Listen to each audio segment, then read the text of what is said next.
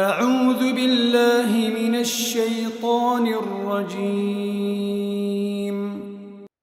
بسم الله الرحمن الرحيم. سبحان الذي أسرى بعبده ليلا من المسجد الحرام إلى المسجد الأقصى الذي باركنا حوله لنريه من آياتنا إنه هو السميع البصير. وآتينا موسى الكتاب وجعلناه هدى لبني إسرائيل ألا تتخذوا من دوني وكيلا ذرية من حملنا مع نوح إنه كان عبدا شكورا. وقضينا إلى بني إسرائيل في الكتاب لتفسدن في الأرض مرتين ولتعلن علوا كبيرا. فإذا جاء وعد أولاهما بعثنا عليكم عبادا لنا أولي بأس شديد فجاسوا خلال الديار وكان وعدا مفعولا. ثم رددنا لكم الكرة عليهم وأمددناكم بأموال وبنين وجعلناكم أكثر نفيرا. إن أحسنتم لأنفسكم وإن أسأتم فلها. فإذا جاء وعد الآخرة ليسوءوا وجوهكم وليدخلوا المسجد كما دخلوه أول مرة وليتبروا ما علوا تتبيرا. عسى ربكم أن يرحمكم وإن عدتم عدنا وجعلنا جهنم للكافرين حصيرا. إن هذا القرآن يهدي للتي هي أقوم ويبشر المؤمنين الذين يعملون الصالحات أن لهم أجرا كبيرا. وأن الذين لا يؤمنون بالآخرة أعتدنا لهم عذابا أليما. ويدعو الإنسان بالشر دعاءه بالخير وكان الإنسان عجولا. وجعلنا الليل والنهار آيتين فمحونا آية الليل وجعلنا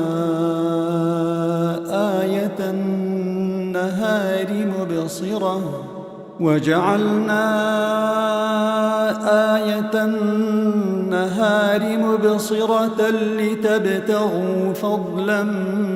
من ربكم ولتعلموا عدد السنين والحساب وكل شيء فصلناه تفصيلا. وكل إنسان ألزمناه طائره في عنقه ونخرج له يوم القيامة كتابا يلقاه منشورا. اقرأ كتابك كفى بنفسك اليوم عليك حسيبا. من اهتدى فإن فإنما يهتدي لنفسه ومن ضل فإنما يضل عليها ولا تزر وازرة وزر أخرى وما كنا معذبين حتى نبعث رسولا وإذا أردنا أن نهلك قرية أمرنا متر فيها ففسقوا فيها فحق عليها القول فدمرناها تدميرا وكم أهلكنا من القرون من بعد نوح وكفى بربك بذنوب عباده خبيرا بصيرا من كان يريد العاجلة عجلنا له فيها ما نشاء لمن نريد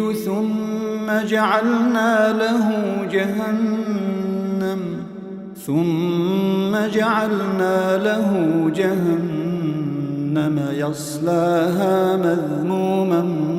مدحورا ومن أراد الآخرة وسعى لها سعيها وهو مؤمن فأولئك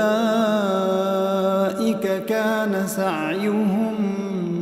مشكورا كلا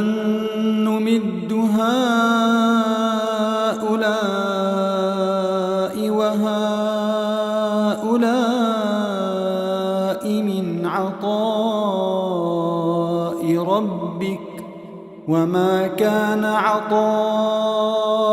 ربك محظورا انظر كيف فضلنا بعضهم على بعض وللآخرة أكبر درجات وأكبر تفضيلا لا تجعل مع الله إلها آخر فتقعد مذموما مخذولا وقضى ربك ألا تعبدوا إلا إياه وبالوالدين إحسانا إما يبلغن عندك الكبر أحدهما أو كلاهما فلا تقل لهما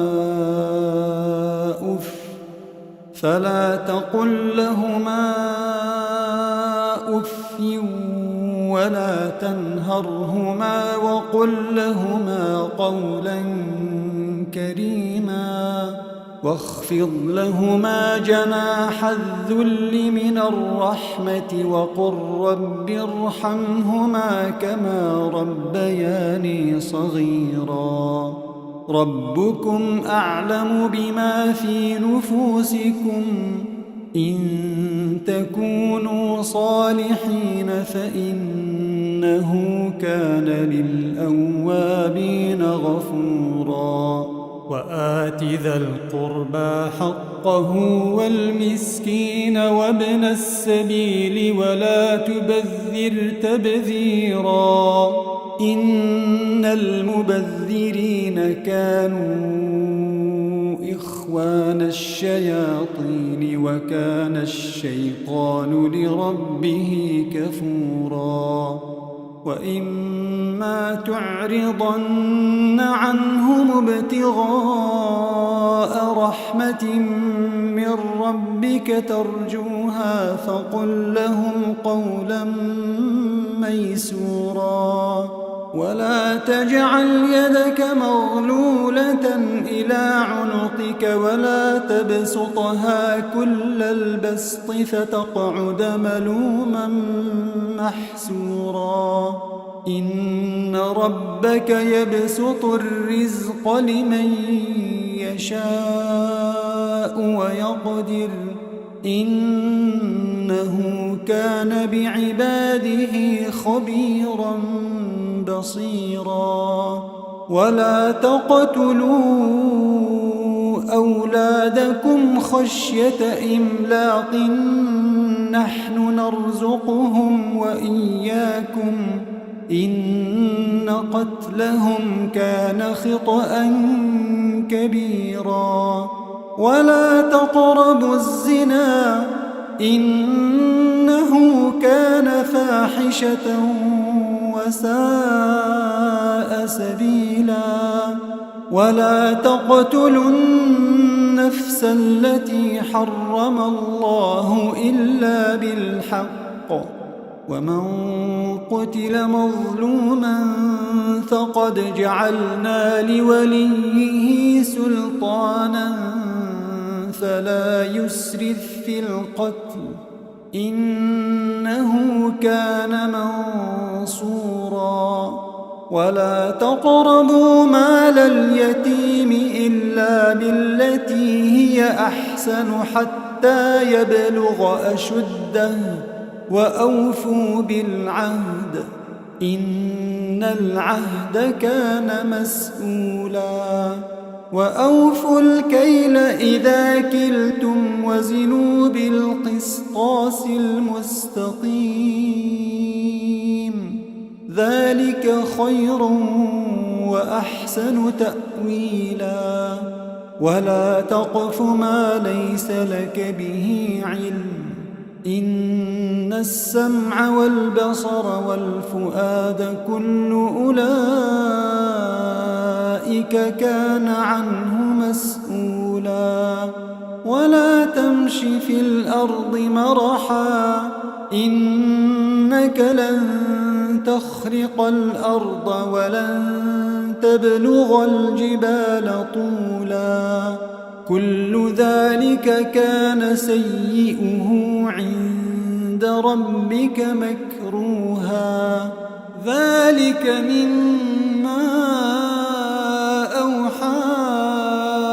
إليك ربك من الحكمة ولا تجعل مع الله إلها آخر فتلقى في جهنم ملوما مدحورا أفأصفاكم ربكم بالبنين واتخذ من الملائكة إناثا إنكم لتقولون قولا عظيما ولقد صرفنا في هذا القرآن ليذكروا وما يزيدهم إلا نفورا قل لو كان معه آلهة كما يقولون إذا لابتغوا إلى ذي العرش سبيلا سبحانه وتعالى عما يقولون علوا كبيرا تسبح له السماوات السبع والأرض ومن فيهن وإن من شيء إلا يسبح بحمده ولكن لا تفقهون تسبيحهم إنه كان حليما غفورا وإذا قرأت القرآن جعلنا بينك وبين الذين لا يؤمنون بالآخرة حجابا مستورا وجعلنا على قلوبهم أكنة أن يفقهوه وفي آذانهم وقرا وإذا ذكرت ربك في القرآن وحده ولوا على أدبارهم نفورا نحن أعلم بما يستمعون به إذ يستمعون إليك وإذ هم نجوى إذ يقول الظالمون إن تتبعون إلا رجلا مسحورا انظر كيف ضربوا لك الأمثال فضلوا فلا يستطيعون سبيلا وقالوا أإذا كنا عظاما ورفاتا أإنا لمبعوثون خلقا جديدا قل كونوا حجارة أو حديدا أو خلقا مما يكبر في صدوركم فسيقولون من يعيدنا قل الذي فطركم أول مرة فسينغضون إليك رؤوسهم ويقولون متاه قل عسى أن يكون قريبا يوم يدعوكم فتستجيبون بحمده وتظنون إن لبثتم إلا قليلا وقل لعبادي يقولوا التي هي أحسن إن الشيطان ينزغ بينهم إن الشيطان كان للإنسان عدوا مبينا ربكم أعلم بكم إن يشأ يرحمكم أو إن يشأ يعذبكم وما أرسلناك عليهم وكيلا وربك أعلم بمن في السماوات والأرض ولقد فضلنا بعض النبيين على بعض وآتينا داود زبورا قل ادعوا الذين زعمتم من دونه فلا يملكون كشف الضر عنكم ولا تحويلا أولئك الذين يدعون يبتغون إلى ربهم الوسيلة أيهم أقرب ويرجون رحمته ويخافون عذابه إن عذاب ربك كان محذورا وإن من قرية إلا نحن مهلكوها قبل يوم القيامة أو معذبوها عذابا شديدا كان ذلك في الكتاب مسطورا وما منعنا أن نرسل بالآيات إلا أن كذب بها الأولون وآتينا ثمود الناقة مبصرة فظلموا بها وما نرسل بالآيات إلا تخويفا وإذ قلنا لك إن ربك أحاط بالناس وما جعلنا الرؤيا التي أريناك إلا فتنة للناس والشجرة الملعونة في القرآن ونخوفهم فما يزيدهم إلا طغيانا كبيرا وإذ قلنا للملائكة اسجدوا لآدم فسجدوا إلا إبليس قال أأسجد لمن خلقت طينا قال أرأيتك هذا الذي كرمت علي لئن أخرتني إلى يوم القيامة لأحتنكن ذريته إلا قليلا قال اذهب فمن تبعك منهم فإن جهنم جزاؤكم جزاء موفورا واستفزز من استطعت منهم بصوتك وأجلب عليهم بخيلك ورجلك وشاركهم في الأموال والأولاد وعدهم وما يعدهم الشيطان إلا غرورا إن عبادي ليس لك عليهم سلطان وكفى بربك وكيلا ربكم الذي يزجي لكم الفلك في البحر لتبتغوا من فضله إنه كان بكم رحيما وإذا مسكم الضر في البحر ضل من تدعون إلا إياه فلما نجاكم إلى البر أعرضتم وكان الإنسان كفورا أفأمنتم أن يخسف بكم جانب البر أو يرسل عليكم حاصبا ثم لا تجدوا لكم وكيلا أم أمنتم أن يعيدكم فيه تارة أخرى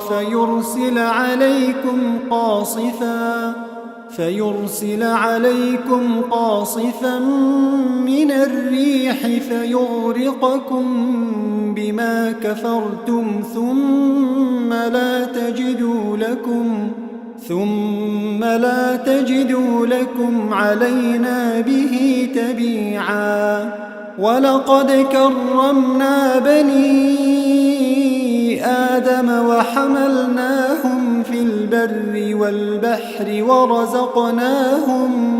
ورزقناهم من الطيبات وفضلناهم على كثير ممن خلقنا تفضيلا يوم ندعو كل أناس بإمامهم فمن أوتي كتابه بيمينه فأولئك يقرؤون كتابهم ولا يظلمون فتيلا ومن كان في هذه أعمى فهو في الآخرة أعمى وأضل سبيلا وإن كادوا ليفتنونك عن الذي أوحينا إليك لتفتري علينا غيره وإذا لاتخذوك خليلا ولولا أن ثبتناك لقد كدت تركن إليهم شيئا قليلا إذا لأذقناك ضعف الحياة وضعف الممات ثم لا تجد لك علينا نصيرا وإن كادوا ليستفزونك من الأرض ليخرجوك منها وإذا لا يلبثون خلافك إلا قليلا سنة من قد أرسلنا قبلك من رسلنا ولا تجد لسنتنا تحويلا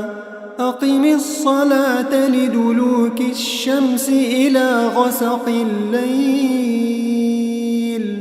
وقرآن الفجر إن قرآن الفجر كان مشهودا ومن الليل فتهجد به نافلة لك عسى أن يبعثك ربك مقاما محمودا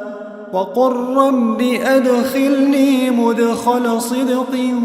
وأخرجني مخرج صدق واجعل لي من لدنك سلطانا نصيرا وقل جاء الحق وزهق الباطل إن الباطل كان زهوقا وننزل من القرآن ما هو شفاء ورحمة للمؤمنين ولا يزيد الظالمين إلا خسارا وإذا أنعمنا على الإنسان أعرض ونأى بجانبه وإذا مسه الشر كان يئوسا قل كل يعمل على شاكلته فربكم أعلم بمن هو أهدى سبيلا ويسألونك عن الروح قل الروح من أمر ربي وما أوتيتم من العلم إلا قليلا ولئن شئنا لنذهبن بالذي أوحينا إليك ثم لا تجد لك به علينا وكيلا إلا رحمة من ربك إن فضله كان عليك كبيرا قل لئن اجتمعت الإنس والجن على أن يأتوا بمثل هذا القرآن لا يأتون بمثله ولو كان بعضهم لبعض ظهيرا ولقد صرفنا للناس في هذا القرآن من كل مثل فأبى أكثر الناس إلا كفورا وقالوا لن نؤمن لك حتى تفجر لنا من الأرض ينبوعا أو تكون لك جنة من نخيل وعنب فتفجر الأنهار خلالها تفجيرا أو تسقط السماء كما زعمت علينا كسفا أو تأتي بالله والملائكة قبيلا أو يكون لك بيت من زخرف أو ترقى في السماء ولن نؤمن لرقيك حتى تنزل علينا كتابا نقرأه قل سبحان ربي هل كنت إلا بشرا رسولا وما منع الناس أن يؤمنوا إذ جاءهم الهدى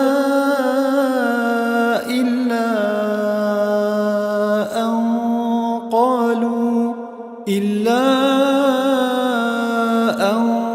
قالوا أبعث الله بشرا رسولا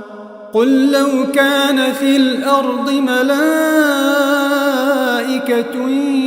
يمشون مطمئنين لنزلنا عليهم من السماء ملكا رسولا قل كفى بالله شهيدا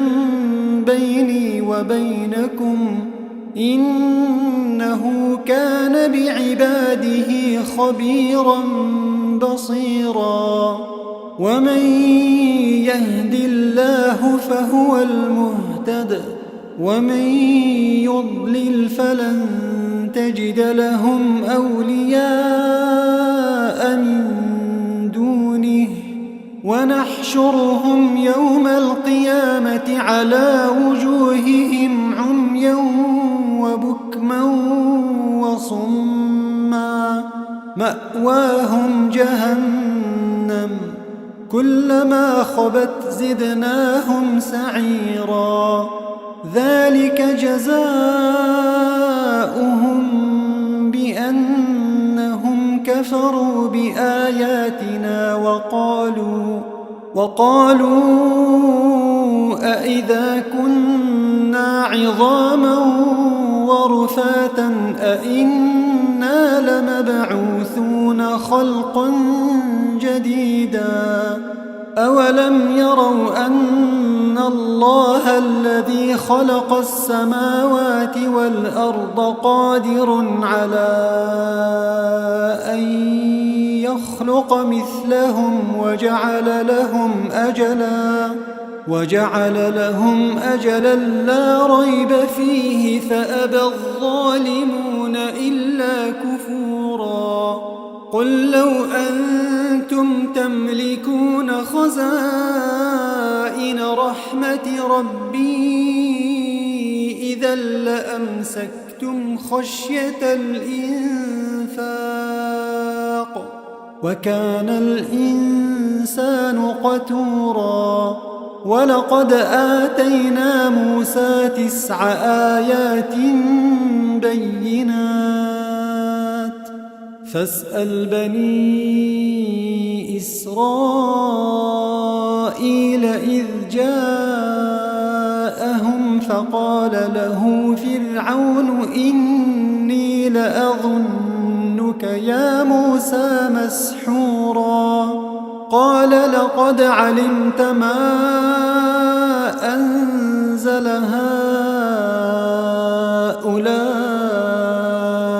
إلا رب السماوات والأرض بصائر وإني لأظنك يا فرعون مثبورا فأراد أن يستفزهم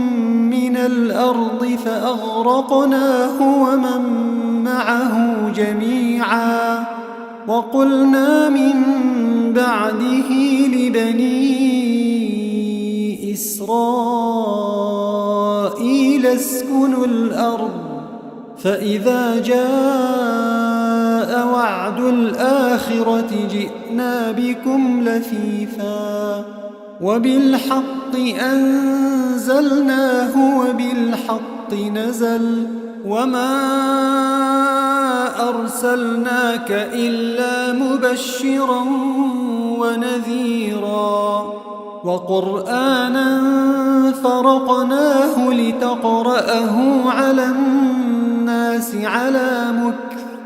ونزلناه تنزيلا قل آمنوا به أو لا تؤمنوا إن الذين أوتوا العلم من قبله إذا يتلى عليهم يخرون للأذقان سجدا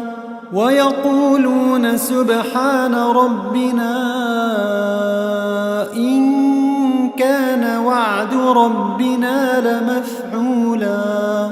ويخرون للأذقان يبكون ويزيدهم خشوعا قل ادعوا الله أو ادعوا الرحمن أيما تدعوا فله الأسماء الحسنى ولا تجهر بصلاتك ولا تخافت بها وابتغ بين ذلك سبيلا وقل الحمد لله الذي لم يتخذ ولدا ولم يكن له شريك في الملك ولم يكن له ولي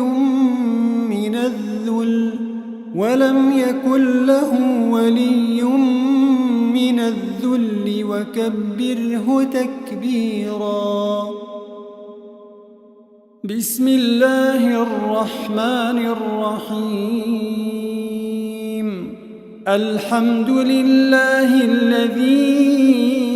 أنزل على عبده الكتاب ولم يجعل له عوجا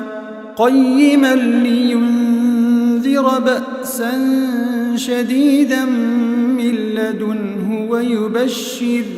ويبشر المؤمنين الذين يعملون الصالحات أن لهم أجرا حسنا ماكثين فيه أبدا وينذر الذين قالوا اتخذ الله ولدا ما لهم به من علم ولا لآبائهم كبرت كلمة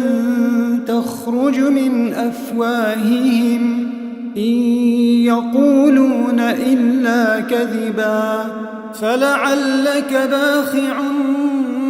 نفسك على آثارهم إن لم يؤمنوا بهذا الحديث أسفا إنا جعلنا ما على الأرض زينة لها لنبلوهم أيهم أحسن عملا وإنا لجاعلون ما عليها صعيدا جرزا أم حسبت أن أصحاب الكهف والرقيم كانوا من آياتنا عجبا إذ أوى الفتية إلى الكهف فقالوا ربنا آتنا من لدنك رحمة وهيئ لنا من أمرنا رشدا فضربنا على آذانهم في الكهف سنين عددا ثم بعثناهم لنعلم أي الحزبين أحصى لما لبثوا أمدا نحن نقص عليك نبأهم بالحق إنهم فتية آمنوا بربهم وزدناهم هدى وربطنا على قلوبهم إذ قاموا فقالوا ربنا رب السماوات والأرض لن ندعو من دونه إلها لقد قلنا إذا شططا هؤلاء قومنا اتخذوا من دونه آلهة لولا يأتون عليهم بسلطان بين فمن أظلم ممن افترى على الله كذبا وإذ اعتزلتموهم وما يعبدون إلا الله فأووا إلى الكهف ينشر لكم ربكم من رحمته ويهيئ لكم من أمركم مرفقا وترى الشمس إذا طلعت تزاور عن كهفهم ذات اليمين وإذا غربت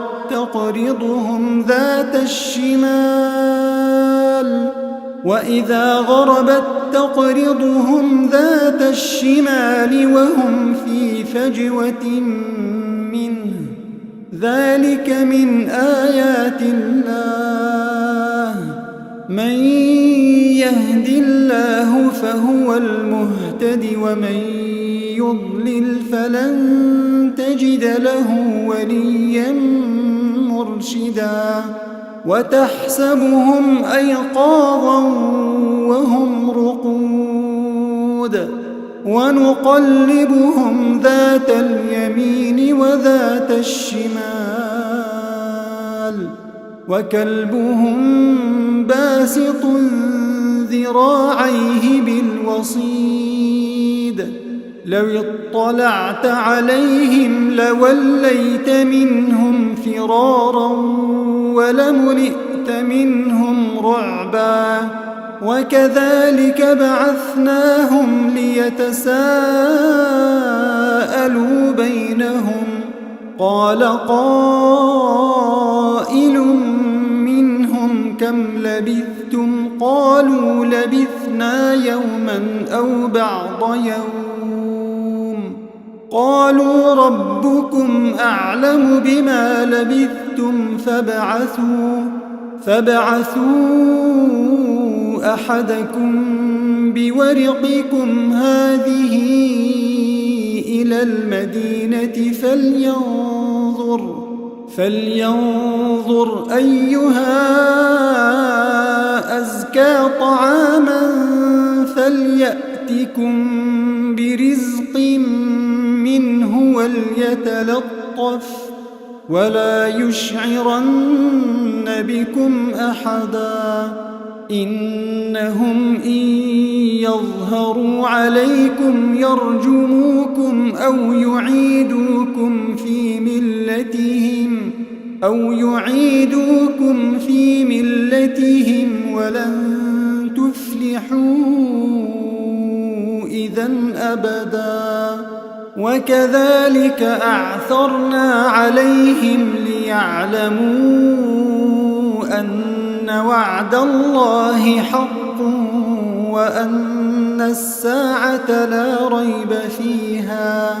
وأن الساعة لا ريب فيها إذ يتنازعون بينهم أمرهم فقالوا ابنوا عليهم بنيانا ربهم أعلم بهم قال الذين غلبوا على أمرهم لنتخذن عليهم مسجدا سيقولون ثلاثة رابعهم كلبهم ويقولون خمسة سادسهم كلبهم رجما بالغيب ويقولون سبعة وثامنهم كلبهم قل ربي أعلم بعدتهم ما يعلمهم إلا قليل فلا تمار فيهم إلا مراء ظاهرا ولا تستفت فيهم منهم أحدا ولا تقولن لشيء إني فاعل ذلك غدا إلا أن يشاء الله واذكر ربك إذا نسيت وقل عسى أن يهديني ربي لأقرب من هذا رشدا ولبثوا في كهفهم 300 سنين وازدادوا 9 قل الله أعلم بما لبثوا له غيب السماوات والأرض أبصر به وأسمع ما لهم من دونه من ولي ولا يشرك في حكمه أحدا واتل ما أوحي إليك من كتاب ربك لا مبدل لكلماته ولن تجد من دونه ملتحدا واصبر نفسك مع الذين يدعون ربهم بالغداة والعشي يريدون وجهه ولا تعد عيناك عنهم تريد زينة الحياة الدنيا ولا تطع من أغفلنا قلبه عن ذكرنا واتبع هواه وكان أمره فرطا وقل الحق من ربكم فمن شاء فليؤمن ومن شاء فليكفر إنا أعتدنا للظالمين نارا أحاط بهم سرادقها وإن يستغيثوا يغاثوا بماء كالمهل يشوي الوجوه بئس الشراب وساءت مرتفقا إن الذين آمنوا وعملوا الصالحات إنا لا نضيع أجر من أحسن عملا أولئك لهم جنات عدن تجري من تحتهم الأنهار يحلون فيها من أساور من ذهب ويلبسون ثيابا خضرا من سندس واستبرق متكئين فيها على الأرائك نعم الثواب وحسنت مرتفقا واضرب لهم مثل الرجلين جعلنا لأحدهما جنتين من أعناب وحففناهما بنخل وجعلنا بينهما زرعا كلتا الجنتين آتت أكلها ولم تظلم منه شيئا وفجرنا خلالهما نهرا وكان له ثمر فقال لصاحبه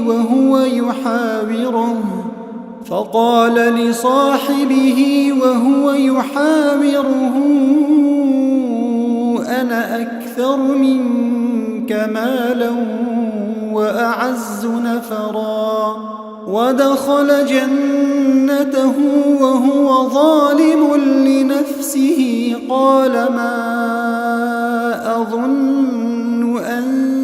تبيد هذه أبدا وما أظن الساعة قائمة ولئن رددت إلى ربي لأجدن خيرا منها منقلبا قال له صاحبه وهو يحاوره أكفرت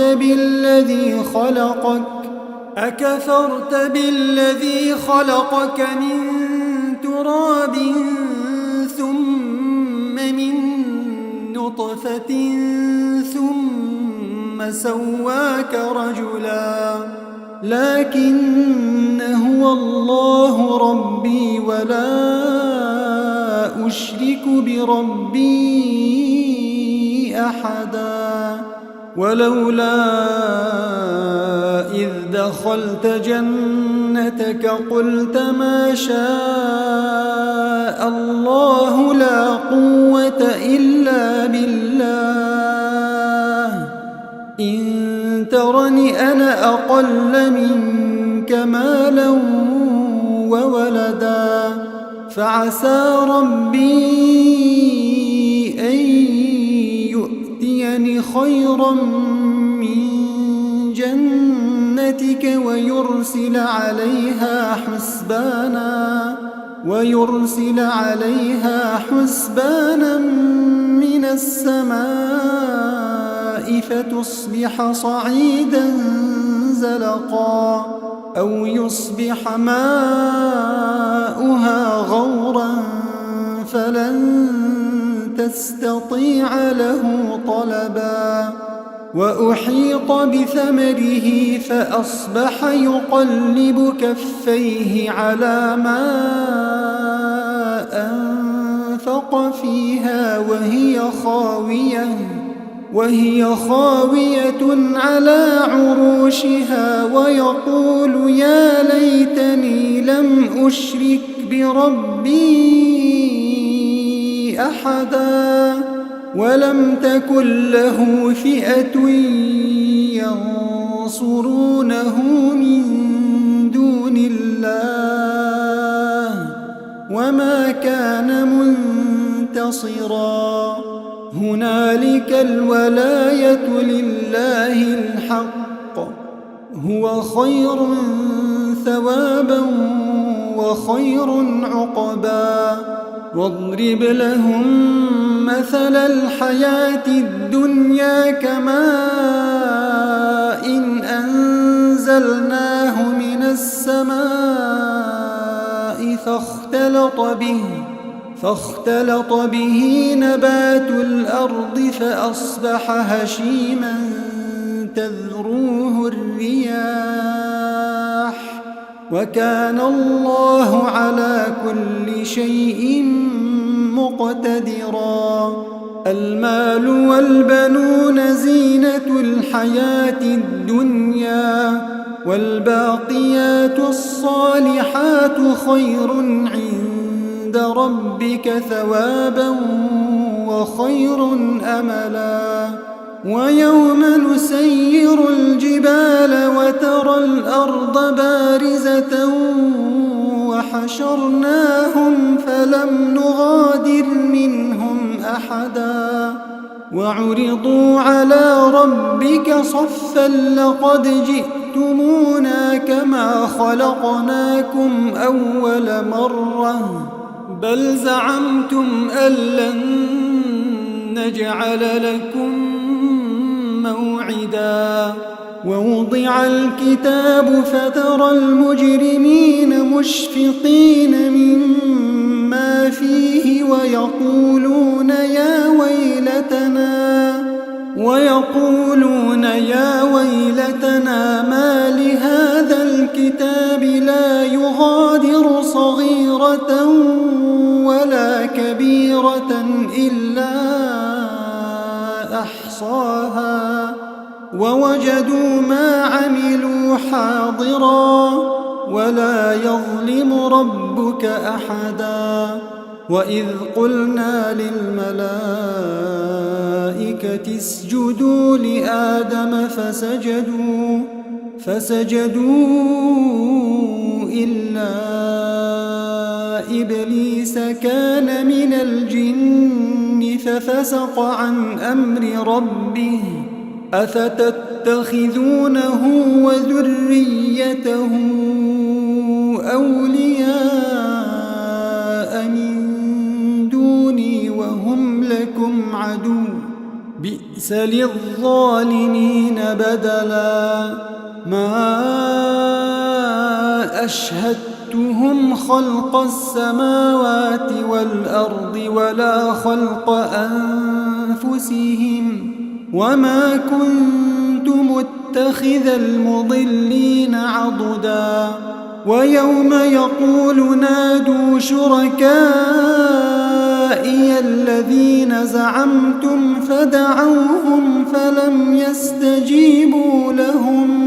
فدعوهم فلم يستجيبوا لهم وجعلنا بينهم موبقا ورأى المجرمون النار فظنوا أنهم مواقعوها ولم يجدوا عنها مصرفا ولقد صرفنا في هذا القرآن للناس من كل مثل وكان الإنسان أكثر شيء جدلا وما منع الناس أن يؤمنوا إذ جاءهم الهدى ويستغفروا ربهم إلا أن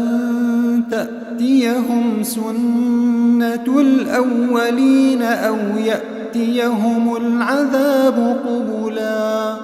وما نرسل المرسلين إلا مبشرين ومنذرين ويجادل الذين كفروا بالباطل ليدحضوا به الحق واتخذوا آياتي وما أنذروا هزوا ومن أظلم ممن ذكر بآيات ربه فأعرض عنها ونسي ما قدمت يداه إنا جعلنا على قلوبهم أكنة أن يفقهوه وفي آذانهم وقرا وإن تدعهم إلى الهدى فلن يهتدوا إذن أبدا وربك الغفور ذو الرحمة لو يؤاخذهم بما كسبوا لعجل لهم العذاب بل لهم موعد لن يجدوا من دونه موئلا وتلك القرى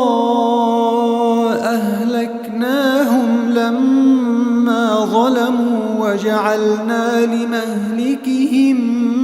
موعدا وإذ قال موسى لفتاه لا أبرح حتى أبلغ مجمع البحرين أو أمضي حقبا فلما بلغا مجمع بينهما نسيا حوتهما فاتخذ سبيله في البحر سربا فلما جاوزا قال لفتاه آتنا غداءنا لقد لقينا من سفرنا هذا نصبا قال أرأيت إذ أوينا إلى الصخرة فإني نسيت الحوت وما أنسانيه إلا الشيطان أن أذكره واتخذ سبيله في البحر عجبا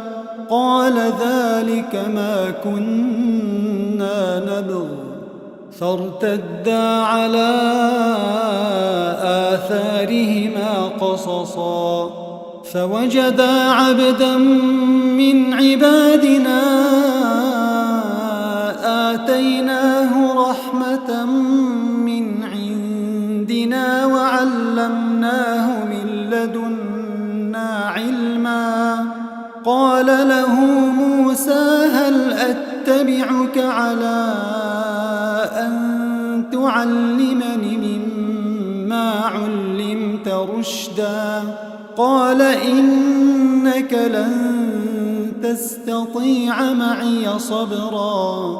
وكيف تصبر على ما لم تحط به خبرا قال ستجدني إن شاء الله صابرا ولا أعصي لك أمرا قال فإن اتبعتني فلا تسألني عن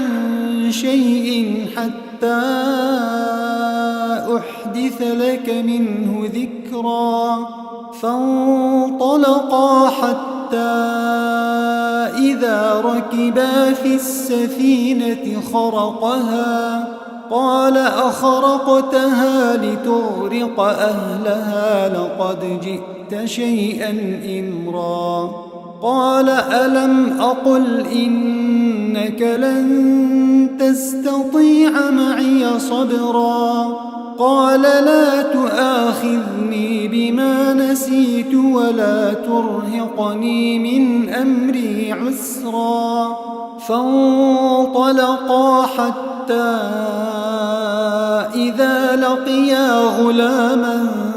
فقتله قال أقتلت نفسا زكية بغير نفس